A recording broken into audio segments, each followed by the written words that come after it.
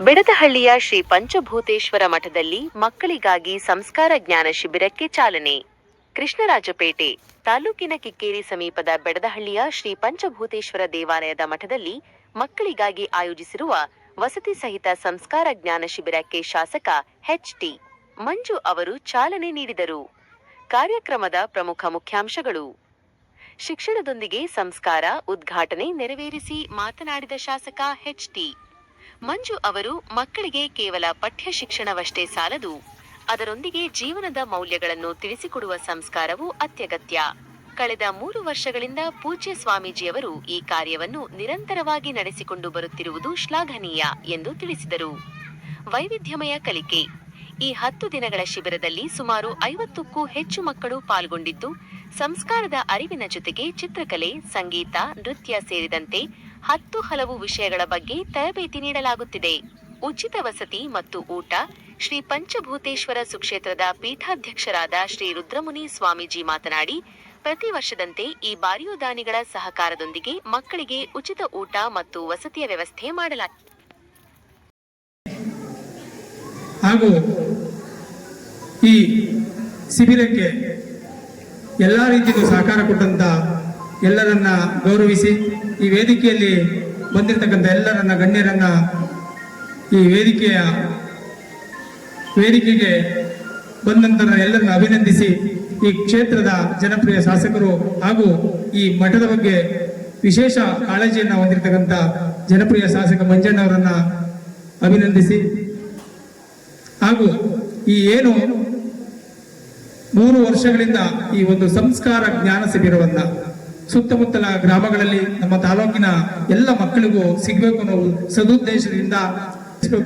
ಸದುದ್ದೇಶದಿಂದ ಒಂದು ಸಣ್ಣ ಪ್ರಯತ್ನ, ಸಮಾಜದ ಮುಖಿ ಕೆಲಸಕ್ಕೆ ಮತ್ತೆ ಸಮಾಜವನ್ನು ತಿದ್ದಕ್ಕೆ ಬಂದಂತ ಭವಿಷ್ಯದ ಈ ಮಕ್ಕಳಿಗೆ ಒಂದು ಜ್ಞಾನವನ್ನು ಕೊಡಬೇಕು ಅನ್ನೋ ಒಂದು ಸದುದ್ದೇಶದಿಂದ ಎಲ್ಲರ ಸಹಕಾರದಿಂದ ಈ ಒಂದು ಸಂಸ್ಕಾರ ಜ್ಞಾನ ಶಿಬಿರವನ್ನು ಹಮ್ಮಿಕೊಂಡು ಬರ್ತಾ ಇದ್ದೇವೆ. ಇದಕ್ಕೆ ಎಲ್ಲ ಸಹಕಾರ ಕೊಟ್ಟಂತ ಎಲ್ಲರನ್ನ ಗೌರವಿಸಿ, ಮತ್ತೆ 10 ದಿನಕ್ಕೆ ಈ ಒಂದು ಕಾರ್ಯಕ್ರಮಕ್ಕೆ ಪ್ರತಿದಿನ ಒಬ್ಬೊಬ್ಬರು ತರಬೇತಿ ನೀಡಲಿಕ್ಕೆ, ಉಪನ್ಯಾಸ ಕೊಡ್ಲಿಕ್ಕೆ ಒಂದು ಸಂಪನ್ಮೂಲ ವ್ಯಕ್ತಿಗಳು ಬಂದು ಎಲ್ಲವನ್ನ ಮಕ್ಕಳಿಗೆ ತಿಳಿಸಿ, ಅವರ ಮಾರ್ಗದರ್ಶನ ಮತ್ತೆ ಮಕ್ಕಳ ಭವಿಷ್ಯ ಹೇಗಿರ್ಬೇಕು, ಅವರ ಜೀವನದ ಶೈಲಿ ಹೇಗಿರ್ಬೇಕು, ಅವರಲ್ಲಿ ಏನು ಕಾರ್ಯಕ್ರಮದಲ್ಲಿ ಯಾವ ರೀತಿ ಮಾತಾಡಬೇಕು, ಮತ್ತೆ ಹಿರಿಯರನ್ನ ಯಾವ ರೀತಿ ಗೌರವಿಸಬೇಕು, ಯಾವ ರೀತಿ ಸಾಮರಸ್ಯ ಜೀವಗಳು. ಬೇಸಿಗೆ ಸರ್ಕಾರಿ ರಜೆಯನ್ನ ಘೋಷಣೆ ಮಾಡಿದ್ರೆ 1 ತಿಂಗಳು. ಆ ಸಂದರ್ಭದಲ್ಲಿ ಈಜೊಡೆಯಕ್ಕೆ ಹೋಗೋದು, ಮರಾತಕ್ಕೆ ಹೋಗೋದು, ಬೇರೆ ಬೇರೆ ದುಶ್ಚಟಗಳ ಜೊತೆ ಗೋಲಿ ಆಡೋದು, ಸ್ವಲ್ಪ ಮಕ್ಕಳನ್ನ ಅದರಿಂದ ಮಠದ ಕಡೆ ಸೆಳೆದು ಬೇಸಿಗೆ ರಜೆನಲ್ಲಿ ವಿಶೇಷವಾಗಿ ಮಕ್ಕಳಲ್ಲಿ ಜ್ಞಾನ, ದೇವರ ಬಗ್ಗೆ ಭಕ್ತಿ ಜೊತೆಗೆ ಮಾನಸಿಕವಾಗಿ ಅವರ ಒಂದು ಮೆಡಿಟೇಷನ್ ಮಾಡಿಸೋದ್ರ ಮುಖಾಂತರ, ಜೊತೆಗೆ ಈ ಒಂದು ನಮ್ಮ ಹಿಂದೂ ಸಂಸ್ಕೃತಿ ಅದ್ರ ಬಗ್ಗೆ ಸಂಸ್ಕಾರಗಳನ್ನ ತಿಳಿಸ್ಕೊಡುವಂತ ಒಂದು ಕಾರ್ಯಕ್ರಮ ಉದ್ದೇಶದಿಂದ ಬೇಸಿಗೆ ಶಿಬಿರವನ್ನ ಆಯೋಜನೆ ಮಾಡಿದ್ದಾರೆ. ಮಕ್ಕಳು ಎಲ್ಲ ಇದರಲ್ಲಿ ಭಾಗವಹಿಸಿದ್ದಾರೆ. ಇದೊಂದು ವಿಶೇಷವಾದ ಕಾರ್ಯಕ್ರಮ ಅಂತ ನಾ ಈ ಸಂದರ್ಭದಲ್ಲಿ ಹೇಳಿ ಬಯಸ್ತಾ, ಪಾಪ ನನ್ನನ್ನ 3 ಗಂಟೆಯಿಂದಲೂ ಸಹ 4 ಗಂಟೆಗೆ ಬರ್ತಾರೆ ಅಂದ್ಬಿಟ್ಟು ತಡವಾಗಿ ಹಾಕೊಂಡಿದ್ರು. ಇವತ್ತು ಬಸವೇಶ್ವರ ಜಯಂತ್ಯೋತ್ಸವ ಕಾರ್ಯಕ್ರಮದಿಂದ ಸುಮಾರು ಒಂದು 36-37 ಗೃಹ ಪ್ರವೇಶಗಳಿದೆ.